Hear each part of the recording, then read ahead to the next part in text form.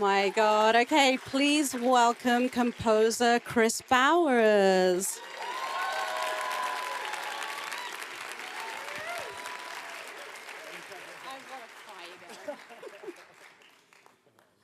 I just told Kris I actually want to cry again watching that clip. If you've seen The Wild Robert, you know exactly what we're talking about.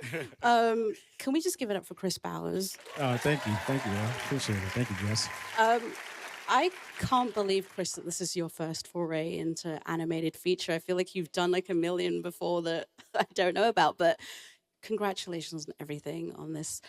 Talk about like your approach to animated feature. Like, what was different about it compared to like live action? Yeah, I think the amazing part of it is I was on the project for much longer than I usually am. So I was on the project for almost 2 years. And so that means when I started, I actually only had black and white pencil sketches and concept art. And so like that cue, actually the version I wrote that became the final version was done to black and white pencil sketches. And so because of that, it required so much more conversation with Chris Sanders about how he wanted each moment to feel.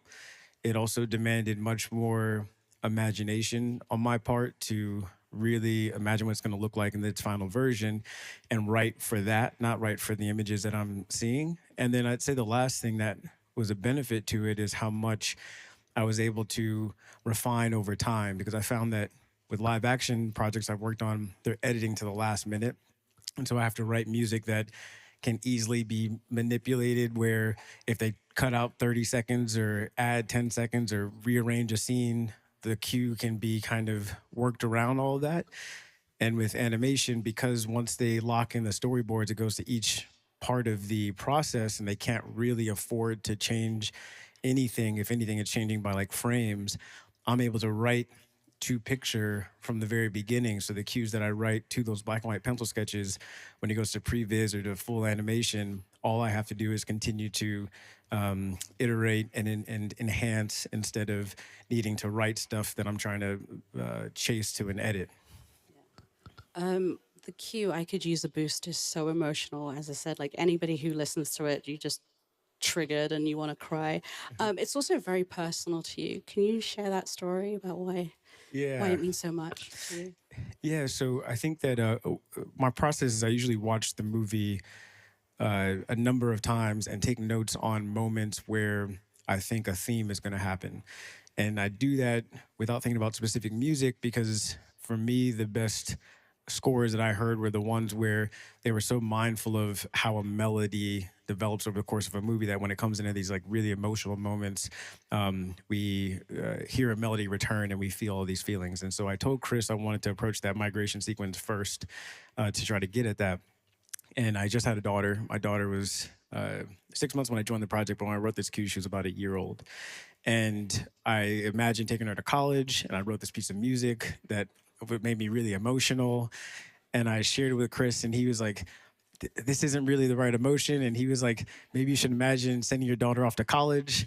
And I was like, I did that, and I don't, I don't really know why it's not working. And I realized after we had a conversation about what this moment is really about, because if you've seen the film, something possibly irreparable has happened between Roz and Brightbill. He's found out about something, and they're not saying I love you. They're not saying goodbye. They might not ever see each other again. And it's a much more tense moment and much more devastating moment to say goodbye at that point before you're ready.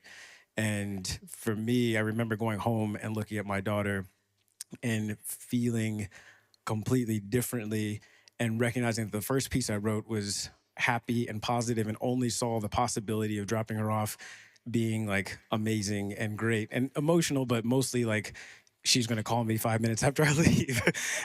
And the idea of getting to that point in our relationship and she doesn't want to talk to me, or she doesn't want to say I love you before I have to say goodbye, or you know, there's something that's possibly irreparable, or she has to forgive me for that kind of like pain, I think was something that I didn't feel I was really ready to even contemplate with a 1-year-old. And so I think that yeah, but it was something that was not only helpful for this film to remember that it treats these really human and complex stories and emotions with like a grounded approach and not kid gloves. And so that was helpful for me as a composer to remember that.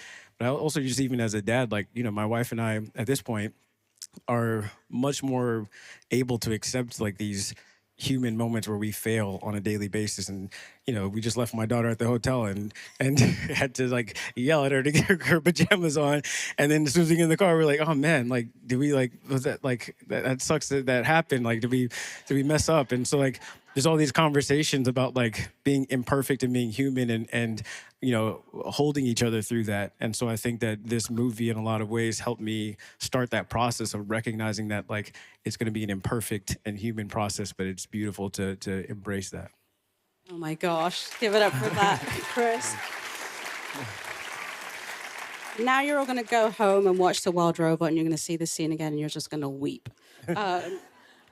Kris, I just want to say that, you know, you grew up in Pasadena, and which is near to Altadena for those who don't know. And I know you've talked about it, but what can we do to help your community? Yeah, so there's a couple of things. Like there's a website called Help Altadena.